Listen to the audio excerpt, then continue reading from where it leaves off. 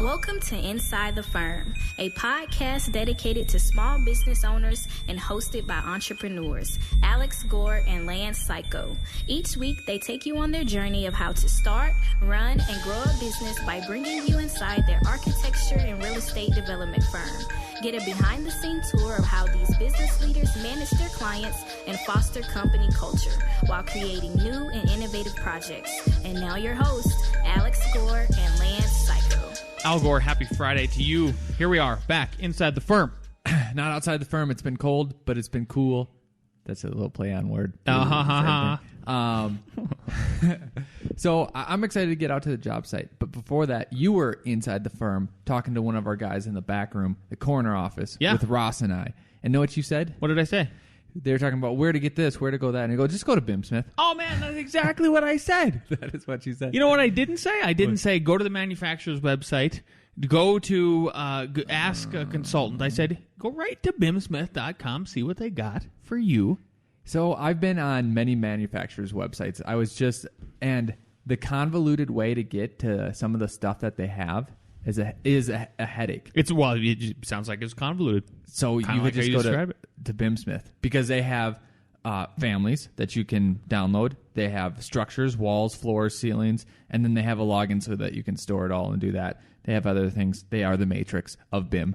BIM Smith. BIM Smith. Make it happen. Yeah. You're losing out if you aren't. I got a little question for you, Al. What? So we are very proud of our online ratings, and because we won an award even this last year, right? We're like a top 97% or some cool thing like that. Mm-hmm. We have 5-star reviews all over the place. When is the right time to ask for a review?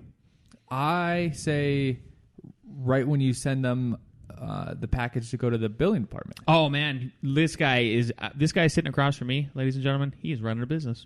He's running a successful business. Is that what you were going to say? Yeah, too? I'm going to actually read you an email. I'm going to read everybody an email today. Great. Sit back and relax. Yeah. Here's the voice of Lance M. Cayko. Some people like to call him Cayko. Yep. So, customer, good afternoon. Please see attached for a copy of the stamp drawings in our invoice. We have confirmed with the city that they will allow digital submissions. Will you be submitting as the owner? Customer replies, yes, I'm going to try and submit and see if I hit any challenges this early next week. I'm traveling the rest of the week, but I will let you know if I hit any challenges. I will get your invoice mailed out on Monday. Thanks for everything and great job. I'll get some photos to you later this fall. The key phrase here is, thanks for everything and great job. To which I responded literally as I'm walking. I got this email in my garage at home. Was after picked up the kids. Yep. Walking through my mudroom with your little legs, and I go, "This is the perfect time to say it is our pleasure. Would you be willing to give a 5-star review online?" To which he responded, "For sure, we'll do this weekend. Thank you. Here's the places we'd appreciate those 5-star reviews." You could pretty much copy and paste your original into the other places: Facebook.com, nice. Thumbtack.com, Google.com, House.com.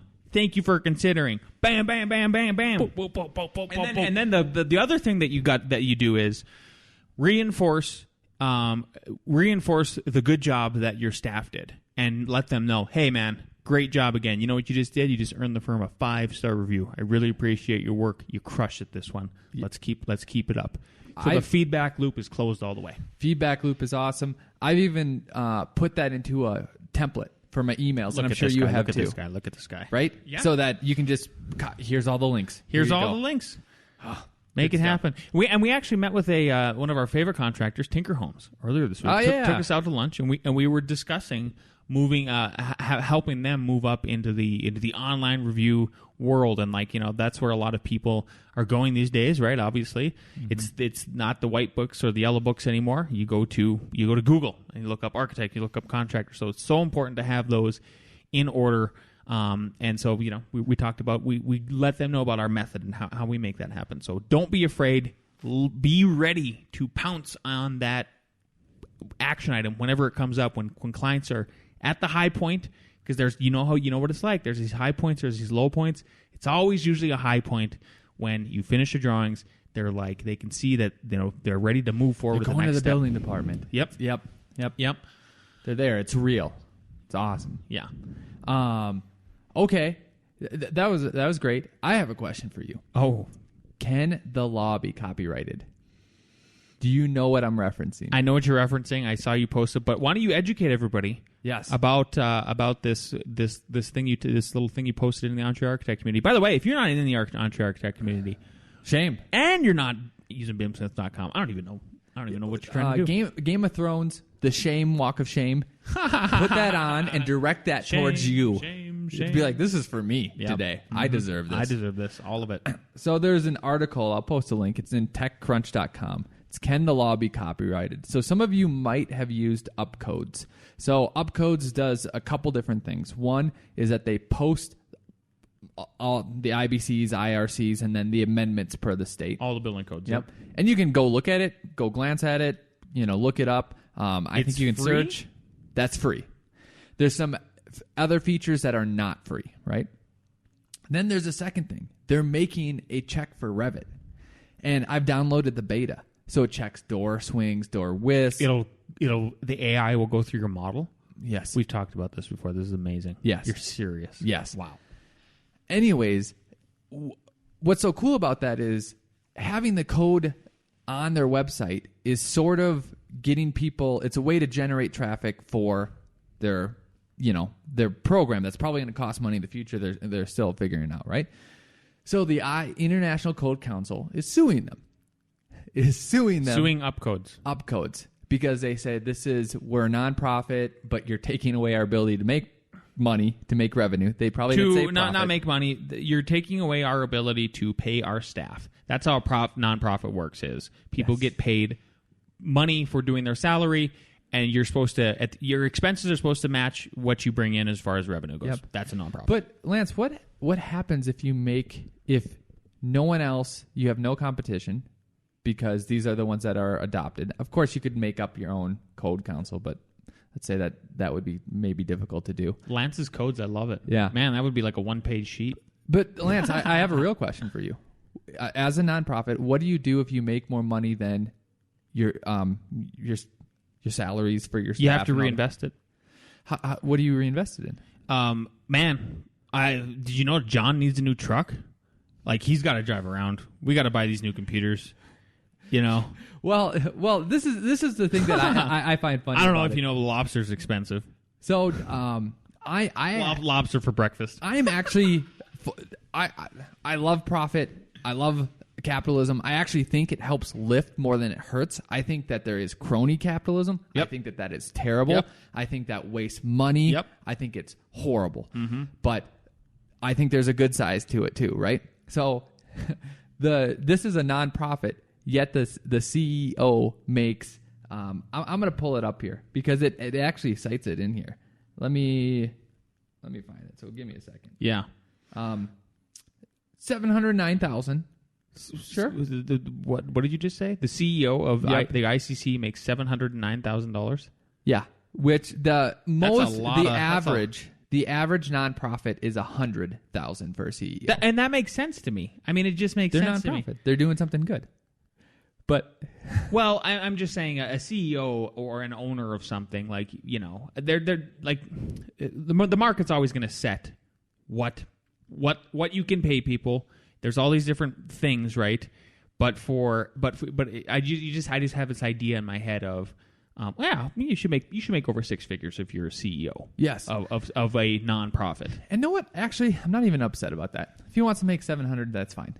Honestly, yeah. Because who are we to dictate? Honestly, yep. Here's where my crux is that if you put a clamp on it, and Upcode's main argument, and there's previous cases that back this up, is once it enters in the public domain, now it's for public use. So it's a law. Like, how can you say, hey, you have to follow this law, and you will be in trouble if you don't, but you have to go buy it. We could set our own prices. Man, that seems like market manipulation. Man, does that seem like a monopoly? Man, does that seem like you're using government for coercion? Man, does that seem like it's opposite of what Lance believes in? It just doesn't. So that's where I believe in Upcodes. The other reason why I believe in Upcodes, and this is the tricky situation. How did you find this Upcodes, by the way? Is this new? I feel like I've been living under a rock, or perhaps on a job site where there are rocks. Where there are rocks. Yeah. The other part about this is that if you have that crony capitalism, monopoly, and I don't know if I'd call this crony capitalism, but just like this stranglehold where if you use our stuff, like we'll sue you. Where's the incentive for innovation? Yeah. Right? Because this is why I say he could make $709,000. And where's the incentive to make it more accessible, right? I mean, here's the idea is, and what the accessibility, why it needs to be more accessible is, right, like, aren't we trying to make the most safe buildings around? Isn't that the whole predication, one of the whole predications of being a licensed architect? Health, safety, and welfare? Well, this is how and aren't the codes supposed to keep that in check? This is how scary it is, too. So I was looking up ANSI codes because I'm doing ADA bathrooms and all that, and holy cow, is there a lot, and it's written very lawyerly, and you got to interpret every time. And I was looking at sinks. I was like, can I have a sink next to here? I go to Kohler to see what these sinks are. Kohler has listed out what the codes are. They have a section for and it. what's meets applicable, what doesn't. Yeah. Yep. And then I was like, it was so clear. I go, this is amazing. This the supplier is doing it. Is helping me out. I went back and I was like, okay, I have to find that code because I can't just trust Kohler. So I went back and I found it in ANSI. I was like, oh, it is in there. ANSI could technically, you could sue anyone, but if ICC wins, they could say, Kohler, you can't have our code on your website helping people out understand this thing. Like, that's ours. They have to pay us for the document. Yeah, no, I buy the logic. That's a logic that extends from this upcode and thing. All Kohler is doing is not even to the degree Upcodes is doing, because the problem is Upcodes is probably going to make a profit. Where, well, actually Kohler is too if you buy their stuff, right? But they were just explaining it in a clear and logical way. But what Upcodes is doing is the amount of codes that you have to know as an architect, not only, what your regular IBC or IRC, the amendments by the states, so they help put that up there. Then there's ANSIs. Then there's, your building department stuff. But if Upcodes is going to make the code check for Revit, but they can't now because they're limited, like, that doesn't. It really seems crazy. Here's why it's keep going. Final thought is ICC. You need to find another way to make money. Like, if you're a nonprofit, and if this is actually law, people can print it, use it, make whatever. Like, I don't care. If you're a nonprofit, be a nonprofit then. You know what I mean? Like, maybe it's the AIA feed. Maybe you don't make money and the government actually has to make laws. And then maybe in the codes, they hold the codes. And maybe the people then, but then you go, like, that's not the best. But Lance, think how codes are made. People team up, right? The AIA already has an organization. The building already has an organization. So all those people could say, hey, we are actually going to do it, right? Or we're going to team up and form another ICC, and our dues are going to go towards, like, I don't have a solution, but, man, maybe limiting other people is not the solution. Maybe creativity and something else is the solution. Because what Upcodes, in my opinion, what Upcodes would have been able to do, I hope they beat the lawsuit. I hope they prove, that this is in public domain and everything, and that if you constrict this, then all of a sudden you're constricting your law. Well, you're constricting. Yeah. You're just the idea is we want safe buildings, right? Yeah. So. And one of the complaints from architects, builders, and developers, anybody who's on the supply side of architecture and buildings, is that these codes are suffocating. It's making our job more difficult. Time is money. We pay a crazy amount of money per day for our loan. Yep. So what you're doing? So you are Upcodes would have is a segue for it to make it so we're not complaining about this anymore. Yep. Right? Especially with the Revit app that you're talking about. I mean, all of a sudden, the code check is so much more easier. But it's the opposite of the zeitgeist of the time. The zeitgeist... Absolutely the opposite of the zeitgeist of the time. Of the 19th century, the 20th century was you get knowledge, you protect it, you make trade organizations, right? That's the AIA and architects are trying to get out of it. It's so hard for them to see... Get out of the protectionist economy. That's literally even, what it was. Yeah, even their tests are getting better, but, the engineering tests, like, they've already solved that. Like, oh, here are the equations. Here's what we're testing on. You either know it or you don't. Yeah, you either know it or you don't. Yep. Not this broad thing, protectionist. We're kind of inform you, but kind of not. It's great. So, anyways, the 21st century is data. It's access. Yep. Right. It's giving access. Yep. It's communicating. Yep. It's connecting. Mm-hmm. It's just the wrong direction. How did you even find that article? Because was it on UpCodes? I follow TechCrunch. Oh, okay. Yeah. Cool. Yeah. Yeah. No, that's interesting. Thank you for explaining that. Man, what's the solution? Do they have like a GoFundMe or Freedom Fi? You can go donate to their lawsuit. They should have a Freedom Fi. Freedom Fi is awesome. Yep. Craziness. So, no, I'll send this to the UpCodes guys, and if they do put something up, and because a lot of the people in the Entree Architect community, they did see, okay, UpCodes is making some money from this, but then the two major ones, when it's in the public domain, like it should be free to use, and you're gonna maybe throw people in jail if they don't use it. That's exactly it. and then two, the zeitgeist of the time, right? Opposite. I've never bought the idea that if let's say you build out a code, I mean, what percentage do you actually increase the risk of killing people, or like really hurting people? I don't know. My point is like, but if you don't, the penalties are so severe that, you know what I mean? Like there's a weight difference here, right? So don't you want to just ensure that the people can do the right thing? Yeah, the path should be there should be the least resistance to this whole thing, right? Yep. Universal design. I totally buy it. I totally buy universal design, and you can do it. I think everybody fights it when they start school and everything, but once you get in the real world and you do it enough, you go, yeah, it's totally possible. You just got to. It's like juggling. Your ability to juggle 24 balls once you're a licensed architect and been practicing over 10 years. You can do that stuff. And that's. But man, don't take our left arm away. Yeah, it seems like if the ICC was actually innovating, this would probably be less of an issue, right? If they already had we already have this Revit analysis, we already put this out there. It's already very easy. We already do everything for you. And know what? They probably think that they do, but we can tell them they are not, right? Because the people who are actually using it, then people might say like, oh yeah, these people are just stealing your stuff. But you're not, and then you're just trying to hammer down and keep it in a lockbox. It's not the way things are going. Yep, it's the opposite of the zeitgeist. Yeah. That should be the title, opposite of the zeitgeist or something like that. Cool. Well, the next thing I wanted to talk about today was, I meant to talk about this last week, but I just got so busy with everything that I totally spaced it out. And then I remembered.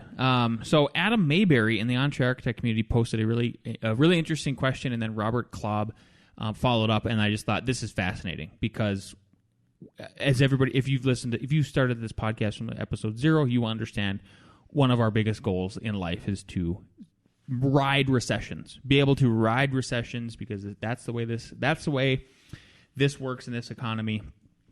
So long as it's going to keep going the way it is, right? There's ups and downs. So Adam asked, have you ever tapped a person's shoulder and given your card after you overhear them asking preliminary questions at a planning department? I think about it every time. I've only done it once. Guy was asking about ADU on his property. Turns out it was a property that I was already evaluating for development potential. So I know all about the constraints and opportunities. And Robert answered, I have. This was one of my tactics during the recession. I would go to one of the local building departments and wait and listen when DIYers and contractors were having issues on the plans they prepared on graph paper and couldn't get a permit. So that's that. I want to talk about that tactic. What do you think about that? Is super interesting, and as building codes increase with complexity, and the ability they really don't subtract them. And this book isn't getting thinner. Yep, and the ability to understand them, is and access information is constricting. What do you think about that as a strategy? Not only do I love that strategy, I'm trying to think about where are there more opportunities for that. City council meetings.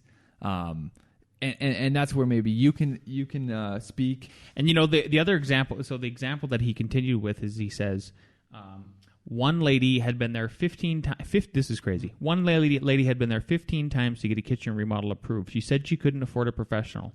I told her I would do it for X amount of dollars. And if it wasn't approved on my first visit, now this is ballsy in my world, I would refund everything she paid me. She wrote me a check there in the city lobby. I have also offered my card if we are at a party or a social gathering and an issue about design or building code comes up. I have received a few calls from that. I don't do it anymore, but it's not beneath me if I had to do it again. That's because Robert understands you gotta eat. You gotta do what you gotta do to eat. You gotta eat when there's not much there. You know. That's so crazy to say though. If I don't get it done on the first time, I would never do that. I would have made. Know what? Maybe Weld County, Larimer. That's it. in a county 5 years ago, I would have done it. Now maybe like 8 years ago, because that used to happen. But now it's a little bit tricky. Yeah. Unless like the reason I could do it, or Robert could do it. We don't get a lot of work in Longmont, but if we did, we'd be there every day and we'd be talking to the 3 or 4 guys and girls that are there. And I go, hey, I'm doing this bathroom. I've done it 1,000 times. Just let you know, this better come back with no comments. We'll meet on the side before I submit it, you know. But we just don't have that relationship with this city right now. Yeah. Well, actually, I went down to Lakewood and kind of had that. We have that relationship set up. I brought up a set of drawings and said, "Can we do this over the counter?" And the plans examiner was very nice, and he goes, "Yeah, just add these 4 things, and we can do that." Did I tell you this? No. It's pretty amazing. So, and it literally is. And actually, there's a very small exterior. Oh God, it's like, it's a little tiny closet. We're adding like a bathroom, I guess. So maybe like 50 square feet. Less than that even. It's like 24 square feet. It's very, very small. And then the rest is just interior stuff. But yeah, he walked me through it and worked out and everything like that. But still, though, very, very... This is what's so crazy, though, to promise it, because you could think that. Then you could go, hey, I'm going to go to Boulder and do that. And they'd be like, what is the fixture count of the whole complex? Yeah, we're doing... Well, and you've heard about that. Well, you've heard about that project, yeah. Yeah, it won't work on that project, that's for sure. How would you do this though? Like, so let's say we try this at some point. If things got crazy, I don't think they're going to. I think it's going to be a very soft recession. But if there was another big crash in the future, do you go there right away in the morning? Do you just like, I'm going to go there at 8? Because it's kind of, is it like Home Depot? Like, so I went to Home Depot this morning. Had to get some lumber for the guys to keep them going. Just a small pickup. But man, I showed up at 8:30. And the line was insane. There's just all kinds of dudes running all over the place getting their stuff. And then I finished getting. I was the last one in line, and then there was nothing around. And I asked the guy I was at the pro desk, "Hey, is it like this every Friday?" And he goes, "No, every morning from 7 to 9 is chaos." Nice. So you got to wonder if the same thing happened. I know with Denver, City of Denver, right? With that planning department, you have to plan. You have to now go around the block. Well, now they're doing digital submissions, which are great. Yeah. Whoa. I have troubles with that. My computer, I would follow it exactly, would not work. And I told the planning person, we need to find another way to do this. And then Mark figured it out. So. It's because you're an old man now, Al. I know, right? You don't get this technology anymore. Mm-mm. Yeah, but either way, I do think it would be in the morning. I think you show up at 8 and you sit there and see how it happens. That's super interesting. I think it's a great idea. And also, so our friend Enoch Sears, Business of Architecture, he is releasing a course, right? Just launched an online program called Profit Levers, right? Where he's teaching owners the 6 profit levers strategies. To sign up. He has a free email series to learn about it, right? So that you can wrap your head about what they are. And it's at Architect Resources, so that's easy to remember, .org. That's not .com. It's .org. .org, wow. /profit-levers. What's cool about this is that, so we've made courses before, and I know he's made courses before. And Enoch wants to make money too. So think about what he's going to do. I know he's done this, is that he's going to make a course. He's going to have people test it out. Then he's going to update and change the course to make sure it works, and then he's going to release it. So you're not going to get something that hasn't been tested out by real people actually doing it, and then that's what makes it into the course. So I know some people freak out about, okay, these cost money and stuff like that. But before this whole ICC thing came out, I go, man, I'm learning all about codes. I'm doing all this code stuff. Maybe I'll take like a code course, right? I only found 1 or 2 on like Coursera and stuff like that. And I wonder it's because maybe they sue people for teaching. Yeah. I don't know if it's true, but they have a lot of way they make money is they have their courses. And for like one section of a course or just an overview of how it's laid out is $125. And I'm like, you know what? As a professional, that's actually not the worst. Not the worst. 1 hour of work if, standard billing. So like that's a detailed thing about one section about like one code, and there's many code books. So these profit courses, even if you're paying double, triple, quadruple, that like this is about making money. Right? This is about running your business. So just know, like, I think those investments pay off. And I think they pay off because they're proven, because Enoch's been doing this for, 8-10 years now? So obviously he's been making money by doing stuff to help people make money. Yep. So, make it happen. check that out if you want more ideas, about how to make some money. Yeah. Yeah. Got to eat. Everybody's got to eat. Know who makes a ton of money? Oh. Like buckets. Gobs. When he walks to the bank, it's just fish buckets full of cash. They call him fish money. Yeah. It's Nick the fisherman architect. All right. Here's Nick with Nick Reads. Hello, best friends. I hope you all had a great week this week. A reading.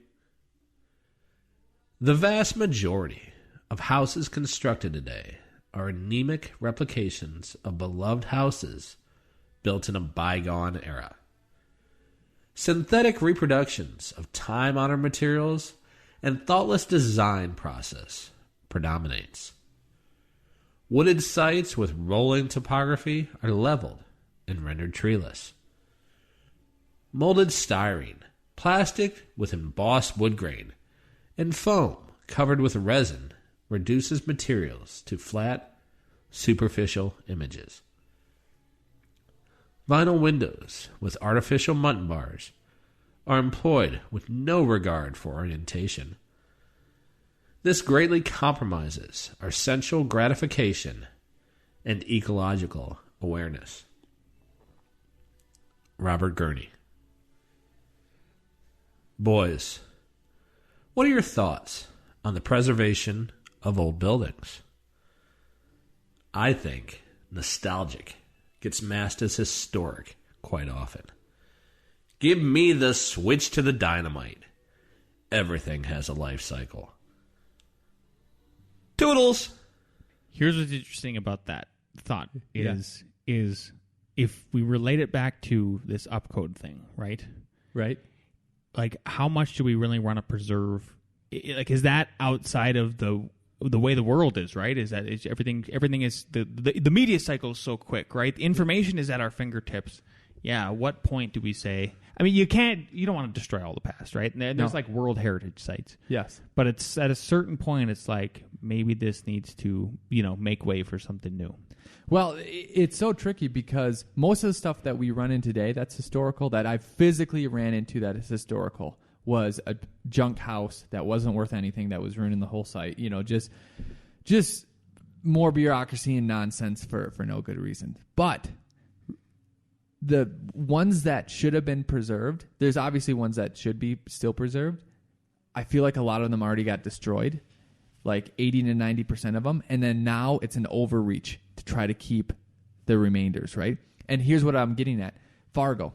Fargo is an awesome city, but there's still, a bunch of parking lots. It's downtown isn't just like a main street like here in Longmont. It actually has, 4 to 8 blocks wide in either directions. But in the 1960s, when they were doing their urban renewal, they demoed, probably half of the brick buildings. And you see the old pictures. And where we went to school was in one of these old buildings that they refurbished, and it was absolutely awesome, just amazing. And you think, man, if they would have kept that, like all the college students would have been living in there, all these cool things would have happened. It would have been, just great. And now they're just parking lots. Let's examine that in the opposite. Please do. How about on a certain project that you did where you had to keep a house because that's what I'm talking. Yes. So that was my first part. Yeah.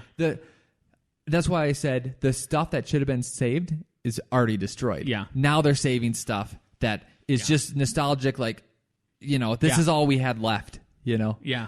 So it goes so far. This is in Boulder. Yeah. that if any house is built is 1960 or younger. Doesn't even matter. Doesn't matter if it is. It just like the architecture doesn't matter. Did you know this? No. You can't tear it down? You can't tear it down. No matter what. No matter what. Yeah. 1960s is not that old. There was a lot of junk built in the 1960s. It's like we were talking about the Civil War, and obviously it was terrible. And in the South, they just shelled and burnt down a lot of it, right? So a lot of those buildings were probably great, probably amazing. And it'd be like if they said, hey, anything that remained, we're going to keep no matter what. And it could have just been like the outhouse. And be like, guys, the outhouse is not what we want to keep. It's the good stuff already is done. Like they already blew it up. Yep.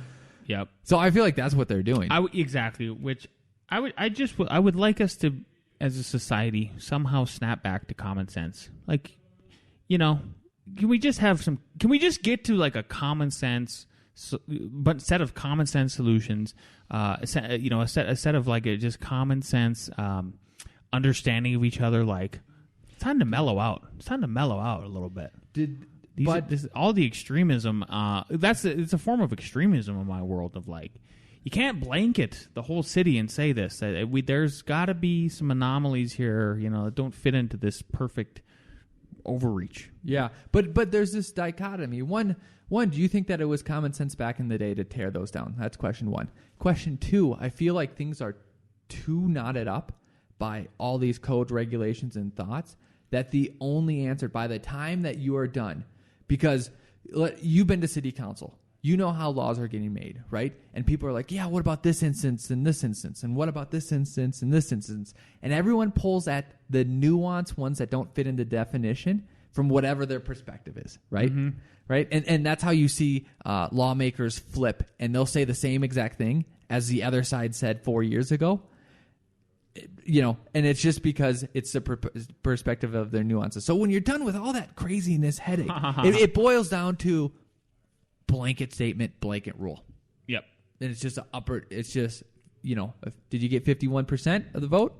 You got it. Then you get whatever you want to do. Yeah. And it's too hard to manage those nuances, or they do add those nuances, and then those nuances are just so crazy. So like, I don't know, Lance. Say something else that will guide us into into where we kind of started the whole thing. Well, hey, this is a whole podcast about codes. Codecast. So with that, let's bring in the boys for ARE Jeopardy to talk about some more codes. Awesome. Here they come.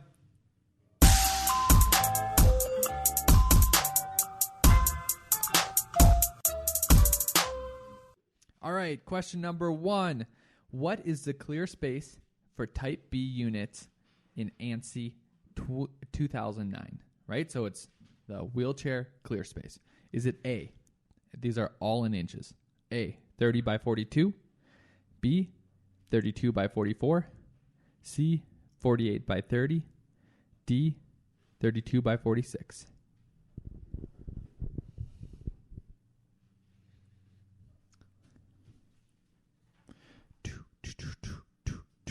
We got them? Okay, we have C, C, D. It is D, 48 by 30. Oh, you did C? Yeah. Oh, everyone said C. Everyone's right. Yeah, you're all right. You guys are all amazing. Congratulations. Yay! Okay, question 2. What is the clear space for Type B units in ANSI 2009 in kitchens? So this is kitchens, and it's only one dimension. A, 30. B, 32. C, 40. D, 42.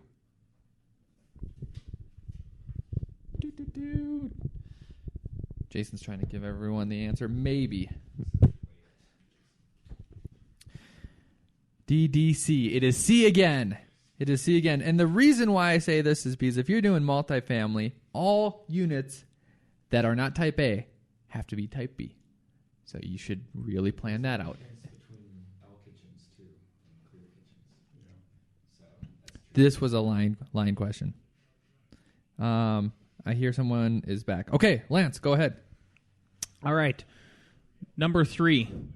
What is the method used to provide the bolt tension specified for high-strength bolts in which the bolts are first brought to a snug tight condition and then tightened additionally by a specified amount of nut rotation known as A. Snug tight method, B. Turn of nut method, C. Bolt tension method, D. Tighty boy. Punchline. Hey, That's a got those punchline. jokes. Yep, set them up. Well, read the whole thing again, or just the questions? Just the answers? A. Snug tight method. B. Turn of nut method. C. Bolt tension method. D. Tighty boy. We have C, B, and A. The correct answer is B. Who had it? All right, we got a tie. We have a tie of nut here. method. Okay, here we go. This is another good one. Another one that's so relevant to you guys, protecting the health, safety, and welfare of the public. Number 4. What is the theory used for most reinforced concrete design until the middle 1960s known as? A. Concrete theory. B. The Thompson theory. C. Working stress design theory. D. Modern structural theory. I bet nobody gets this right. I'll guess. You're gonna guess now? Yeah, Good, you I should. was half paying attention, though. Question again? Okay, we have a question request again. Number 4. What is the theory used for most reinforced concrete design until the middle 1960s known as? A. Concrete theory. B. Thompson theory. C. Working stress design theory. D. Modern structural theory. If you get this wrong, you will. You don't get to come to lunch today. People are in trouble.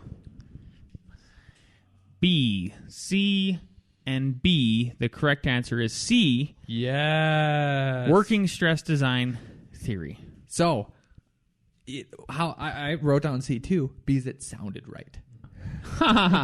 Seriously. Yep.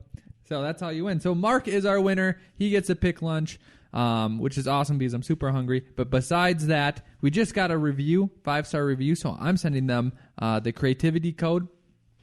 If you don't want a PDF, if you want the hard copy, go to Amazon and get that. If you want to learn Revit, please do that at RevitRocketship.com.